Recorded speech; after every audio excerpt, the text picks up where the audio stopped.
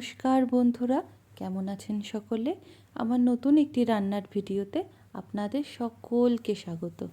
আজকে আমি রান্না করে দেখাবো পনির বিরিয়ানি। চিকেন বিরিয়ানি তো অনেকেই খেয়েছেন, চলুন আজকে দেখে নেওয়া যাক পনির বিরিয়ানি কিভাবে রান্না করি। তার জন্য প্রথমেই পনিরটাকে হলুদ, লঙ্কা গুঁড়ো আর নুন দিয়ে ভালোভাবে মেখে ম্যারিনেট করে রাখবো।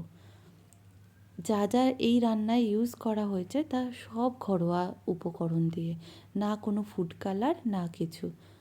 চলুন তাহলে রান্নাটা শুরু করা যাক। পনিরটাকে ভালোভাবে মেখে নিয়ে ম্যারিনেট হতে রেখে দেব। এদিকে চাল ভিজিয়ে নিয়েছি, চালটাকে ভিজিয়ে নিয়ে আমি গ্যাসে চালটাকে হতে দিলাম। তার জন্য গোটা গরম মশলা দিয়ে দিলাম। এরপর স্বাদ মতো নুন দিয়ে দেব, যাতে ভাতে নুনটা ভালোভাবে ঢোকে। আর দিয়ে দেব উপর থেকে তেল। এইভাবে আমি ভাতটাকে হতে দেব। এরপর একটা কড়া বসিয়ে নিলাম, তাতে তেল গরম হতে দিয়েছি। তেলটা দেখুন গরম হয়ে গেছে। গরম হয়ে যাওয়ার পর গ্যাসের ফ্লেমটা কমিয়ে, আমি যেটা রোজ রান্নায় বলে থাকি, গ্যাসের ফ্লেম কমিয়ে তার উপর পনিরগুলো ছেড়ে দেব। ঢাকা দিয়ে একটা পিঠ ভাজতে দেব। দেখুন একটা পিঠ ভাজা হয়ে গেছে আমার। এইবার পনিরগুলোকে খুব সাবধানে উল্টে পাল্টে দেব। পনিরগুলো বেশি ভাজবো না আমি, বেশি ভাজলে না পনির খুব হার্ড হয়ে যায়, যার কারণে খেতে আর ভাল লাগে না, চামড়া চামড়া লাগে।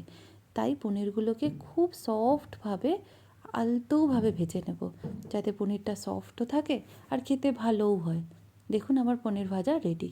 এইবার পনিরগুলোকে একটা থালায় আমি তুলে নিলাম।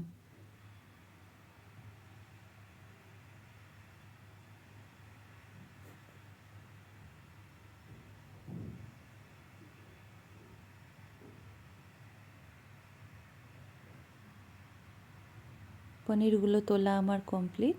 এইবার যে তেলটা আছে সেই তেলেই আগে থেকে এই আলুগুলো আমি সিদ্ধ করে রেখেছিলাম, সেই সিদ্ধ করা আলুগুলো আমি কড়াইতে ছেড়ে দিলাম। তাতে একটু নুন দিয়ে নেব। নুন দিয়ে নেওয়ার পর এরপর তাতে হলুদও দিয়ে নিলাম। এবার হালকাভাবে আমি ভাজতে থাকবো। আলুগুলোর গায়ে ব্রাউন একটা রং এসে যাওয়ার পরে আলুগুলোকে সব আস্তে আস্তে তুলে নেব। দেখুন আলু ভাজা হয়ে গেছে আমার। এইবার এই কড়াইটিতে আবার একটু তেল দিয়ে নেব। এইবার সর্ষের তেল দিচ্ছি। সর্ষের তেল দিয়ে এইবার এই যে পেঁয়াজটাকে ভালোভাবে ভাজা হওয়ার জন্য রেখে দিচ্ছি। এই পেঁয়াজটাই আমি বেরেস্তা হওয়ার পর তুলে রেখে দেব। আর বাদবাকি যে পেঁয়াজটা থাকবে সেই পেঁয়াজটা দিয়ে বাদবাকি রান্না কন্টিনিউ করব।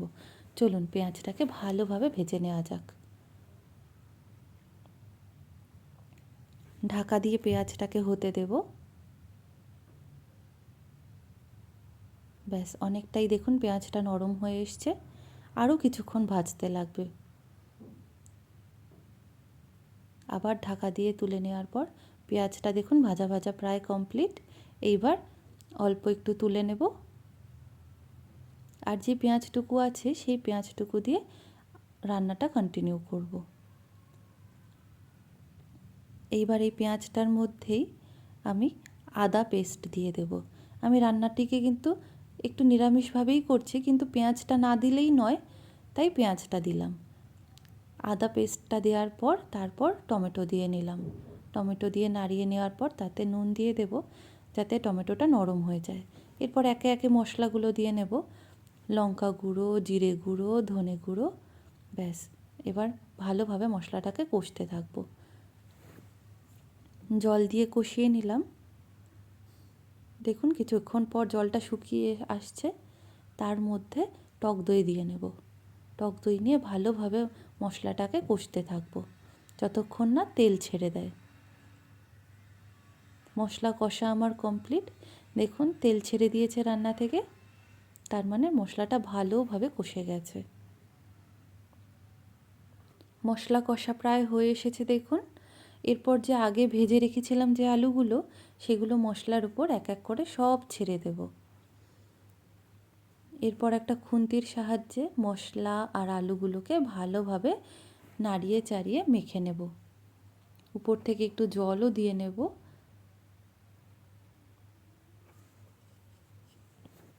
আবারও নাড়িয়ে নিলাম।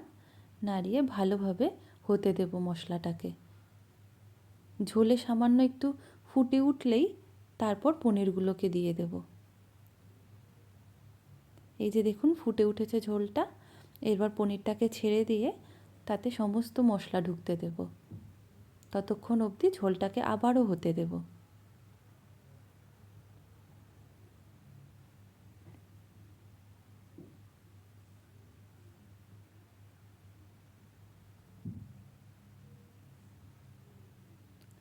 ব্যাস, বিরিয়ানির জন্য আমার মশলাটা রেডি। আলু আর পনিরটা একদমই রেডি। এই যে দেখতে পাচ্ছেন ভাত, যেটা আমি আগে করে রেখেছিলাম, সেটাই এখন লেয়ারে সাজিয়ে দেব। যত ভালোভাবে আপনারা লেয়ার দিতে পারবেন তত ভালোভাবে রান্নাটা হবে। এখানে কিন্তু না আমি কোনো ফুড কালার না কিচ্ছু ইউজ করেছি। এইবার যে বেরেস্তা করা পেঁয়াজটা ওই ভাতের লেয়ারের ওপর দিয়ে দেব। তারপর আবার বিরিয়ানি মশলা দিয়ে দিলাম। এই রকমভাবে আরও একটা লেয়ার দেব। প্রথমে ভাত ভালোভাবে দেখুন ছড়িয়ে দিচ্ছি। তারপর আবার বেরেস্তা করা পেঁয়াজ, এরপর বিরিয়ানি মশলা আবার দিয়ে নেব।